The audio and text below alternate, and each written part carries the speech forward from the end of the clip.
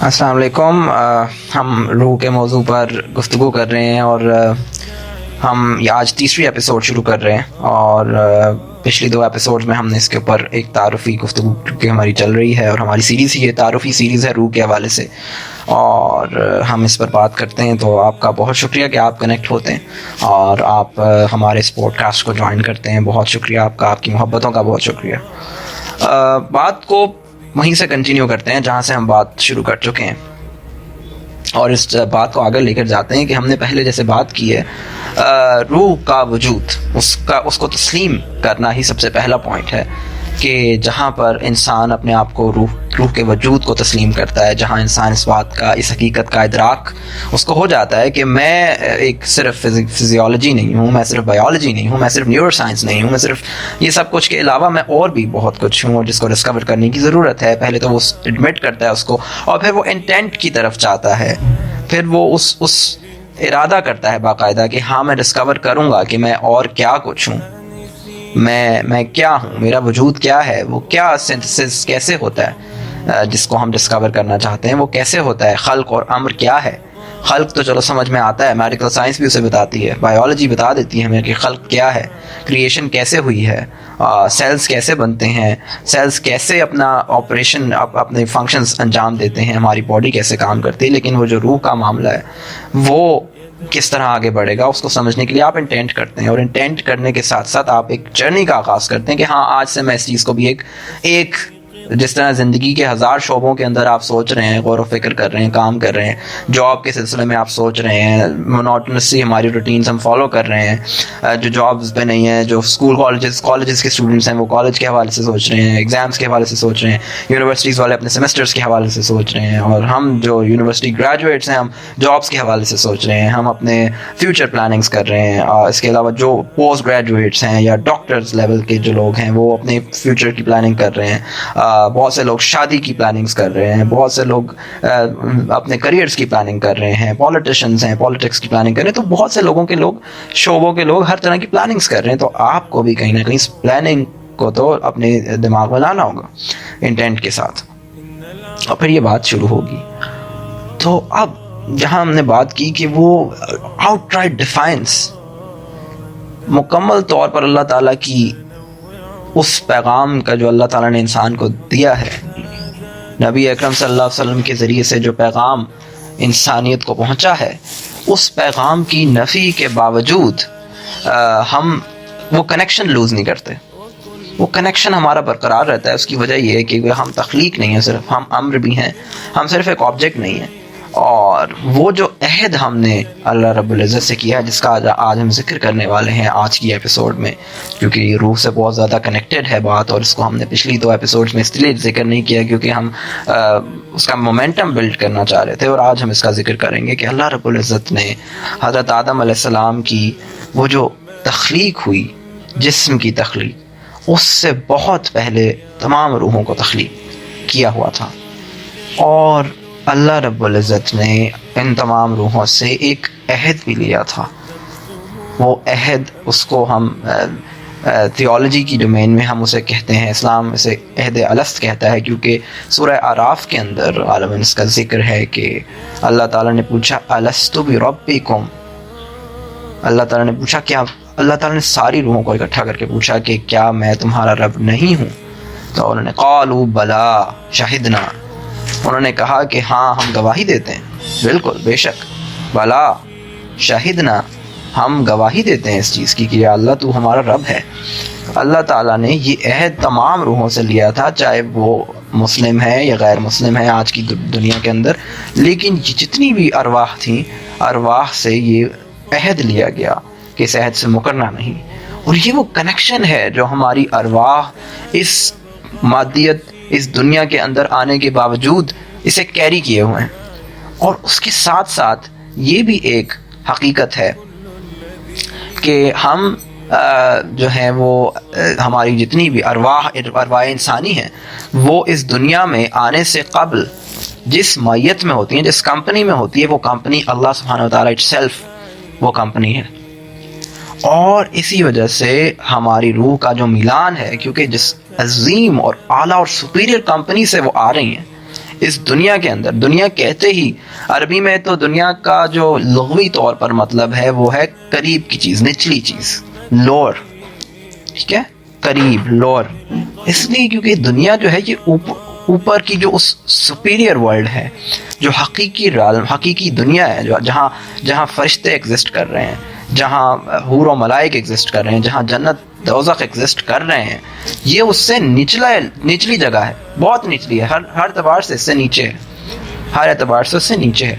تو اس لیے اس دنیا کے اندر جب وہ ارواح آتی ہیں تو وہ اس حقیقت کو جب برداشت کرنا مشکل ہوتا ہے کسی بھی روح کے لیے، اللہ تعالیٰ سے، اس اللہ کی اس کمپنی سے، اس بلیسڈ کمپنی سے ہٹنا ارواح کے لیے یہ اچھا اور مطلب اچھا سائن نہیں ہوتا ارواح کے لیے۔ اور ارواح کا ہمیشہ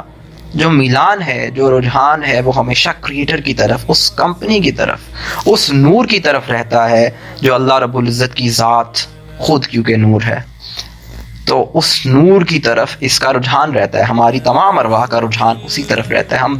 ہماری ارواح کی دوڑ اسی طرف رہتی ہے، ہماری ارواح کا کنیکشن اسی طرف رہتا ہے کہ وہ کمپنی واپس چاہیے، وہی کمپنی واپس چاہیے، اور اس کمپنی کو واپس لینے کے لیے ہماری ارواح spiritual demands, spiritual needs create کرتی ہیں، اور وہ اسپرچول نیڈس جو ہیں ان کا اگر ہم ازالہ نہیں کریں گے اور ہم صرف جسمانی وجود کو اپنی اس کی جو نیڈس پوری کرتے رہیں گے، اسپرچول نیڈس پر کان ہی نہیں دھرتے، تو اس کے بعد جو ہم اپنے اندر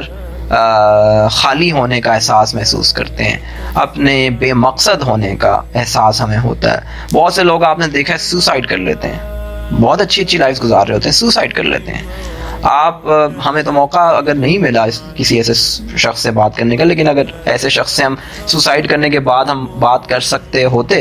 تو ہمیں یہی کہتا کہ یار میں نے اس لیے سوسائڈ کیا کہ there was no use of life, there was no means of life, there was no purpose of life، زندگی کا کوئی مقصد نہیں تھا،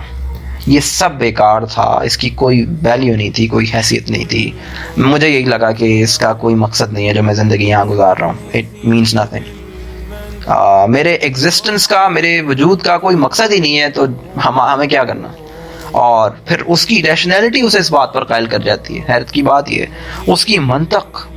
اس کی ریشنلٹی، اس کی سوچ، اس کی فکر، اور اس کا جو کاسٹ اور بینیفٹ کا انالیسس ہے نا کہ کیا کس بات میں فائدہ زیادہ ہے، کس بات میں نقصان زیادہ ہے، تو اس کو یہ لگتا ہے کہ میرا فائدہ اس بات میں زیادہ ہے کہ میں مر جاؤں، اور نقصان اس بات میں زیادہ ہے کہ میں جیوں اس دنیا میں جو بے مقصد ہے، میرا مر جانا زیادہ بہتر ہے۔ اور لوگ سوسائڈ کی طرف چلے جاتے ہیں، اس کی وجہ یہی ہوتی ہے کہ لا علمی، اور لا علمی کے ساتھ ساتھ اپنے آپ کو وقت نہ دینا، اپنے آپ کو وقت نہ دینا، اپنی اس ریالٹی پر غور و فکر نہ کرنا جس پر ہمیں خدا کی طرف سے جو الٹیمیٹ ہمیں میسج ہی یہی ہے، کائنات میں انسان کو سب سے بڑا میسج ہی یہی ہے کہ کنیکٹ کرو اپنے آپ کو تعلق اپنا جوڑو، واپس بحال کرو اس لنک کو جو تمہارے پاس موجود ہے۔ تمہارے پاس روح کی صورت میں اللہ تعالیٰ کی طرف سے دیا گیا ایک بہت بڑا تحفہ موجود ہے، اور وہ روح بار بار کیونکہ کنیکشن بلڈ کرنا چاہے گی اپنے حقیقی خالق کی طرف جہاں سے وہ آئی ہے، جس کمپنی میں وہ موجود تھی، کیونکہ روح بھی اٹ سیلف علماء کہتے ہیں کہ نوری وجود ہے،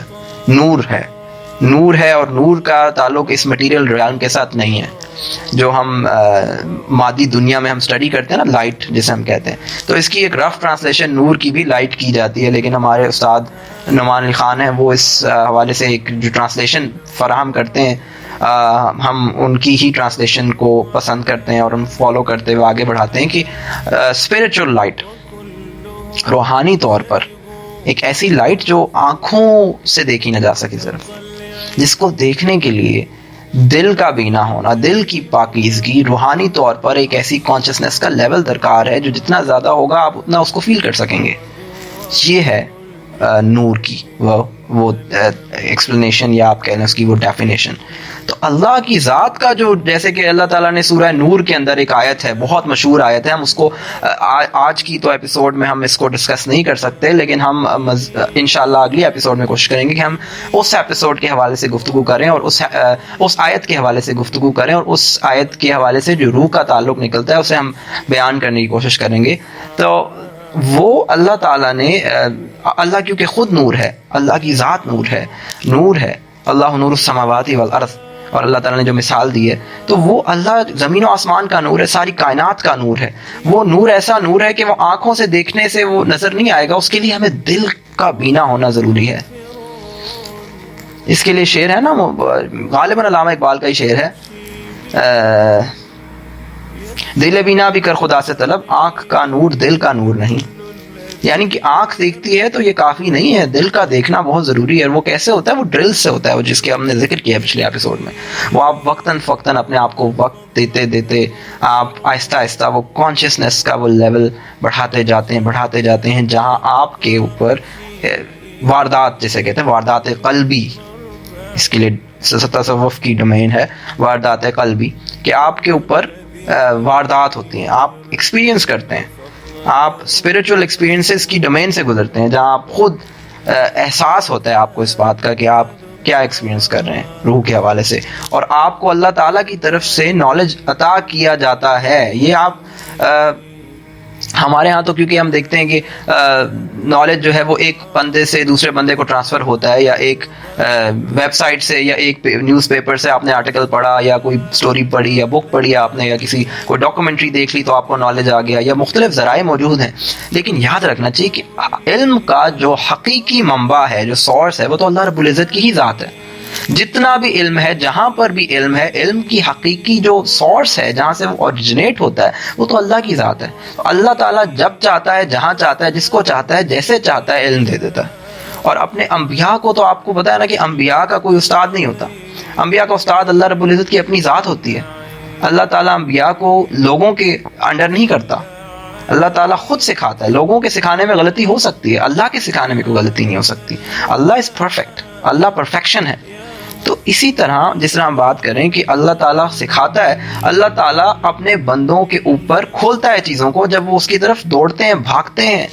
اللہ تعالیٰ کو جب یاد کرتے ہیں، اللہ کا ذکر کرتے ہیں، اللہ کی بات کرتے ہیں، اللہ کی بڑائی بیان کرتے ہیں، تو ہمارے دلوں کے اندر،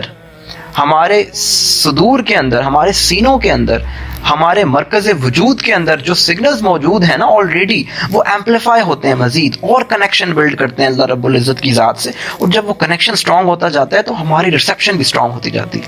ہم مزید ریسیو کرتے ہیں اللہ تعالیٰ سے، ہم اللہ تعالیٰ سے نالج ریسیو کرتے ہیں، ہم اللہ تعالیٰ سے انفارمیشن ریسیو کرتے ہیں۔ اس کو ہم وحی نہیں کہتے، وحی نہیں کہہ سکتے، وحی تو انبیاء کرام کے اوپر آتی ہے، اور انبیاء کرام کا تو سلسلہ ختم ہو گیا۔ نبی اکرم صلی اللہ علیہ وسلم خاتم النبیین ہیں، آپ صلی اللہ علیہ وسلم کے بعد کوئی نبی نہیں۔ لیکن اللہ تعالیٰ سے جب آپ کنیکشن بلڈ کرنے کی طرف جاتے ہیں، اللہ تعالیٰ آپ کے اوپر کھولتا ہے چیزوں کو۔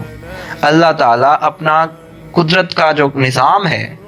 کارخانہ ہے اللہ تعالیٰ کا، جو ہماری آنکھوں سے ہڈن ہے، جس کی میں مثال آپ کو اس طرح دے سکتا ہوں کہ ہمارے لیے جو حضرت موسیٰ علیہ السلام اور حضرت خضر علیہ السلام کا واقعہ ہے، سورہ کہف کے اندر جو واقعات بیان کیے گئے ہیں، یہ اس میں سے تیسرا واقعہ ہے۔ اور اس تیسرے واقعے کے اندر 4 واقعات ہیں، ان میں تیسرا واقعہ ہے یہ۔ اور اس تیسرے واقعے کے اندر حضرت موسیٰ علیہ السلام جو ہیں وہ حضرت خضر کے ساتھ جب سفر کرتے ہیں تو وہ دیکھتے ہیں کہ حضرت خضر کے اوپر ایک ایسا جہان منکشف ہے، ایک ایسا جہان ان کی آنکھوں کے سامنے، وہ اس سے اویئر ہیں، اس کی کانشیسنس انہیں حاصل ہے جو موسیٰ علیہ السلام کو حاصل نہیں ہوتی۔ اس وجہ سے وہ کیوں حاصل نہیں ہوتی؟ کیونکہ وہ کانشیسنس کا جہان جو ہے وہ حضرت موسیٰ علیہ السلام سے مخفی ہوتا ہے، لیکن وہ حضرت خضر پر اوپن ہوتا ہے۔ اور یہی وجہ ہے کہ جب ہم اپنے ارد گرد دیکھتے ہیں تو ہمیں بہت سی چیزوں کو جو ہم سرسری سا جائزہ لیتے ہیں تو ہمیں تو سائنٹیفک اس کی جو ایکسپلینیشنز ہیں وہ تو ہمیں سمجھ آ رہی ہوتی ہیں۔ بارش کے برسنے کی سائنٹیفک ایکسپلینیشن، وہ ایویپوریشن اور وہ کنڈنسیشن، یہ سارا واٹر سائیکل کا جو پروسیس ہے، یہ تو ہمارے سامنے ہوتا ہے، لیکن اس کے ساتھ ساتھ جو اسپریچول ریلم میں جو کچھ ہو رہا ہوتا ہے وہ ہماری آنکھوں سے ہڈن ہوتا ہے، اور اس کے لیے ہمیں اسپریچول اسینٹ درکار ہے، روحانی ترقی درکار ہے، اسپریچول اسینٹ درکار ہے، اور اسپریچول اسینٹ کی ہمیں بہت ضرورت ہے۔ اس لیے ہم ڈرلز میں جاتے ہیں، ہم اپنے آپ کو وقت دیتے ہیں، ہم سوچتے ہیں، غور و فکر کرتے ہیں اور اپنے مرکز وجود کو پالش کرتے ہیں اللہ کے ذکر سے، اللہ کی یاد سے، اور پھر ہم جناب اس پوزیشن میں آتے ہیں کہ ہم اللہ کا وہ کارخانہ قدرت دیکھیں اور مزید علم حاصل کریں اور اللہ کو پہچان سکیں۔ تو انشاءاللہ اگلے ایپیسوڈ میں ہم سورہ نور پر بات کریں گے۔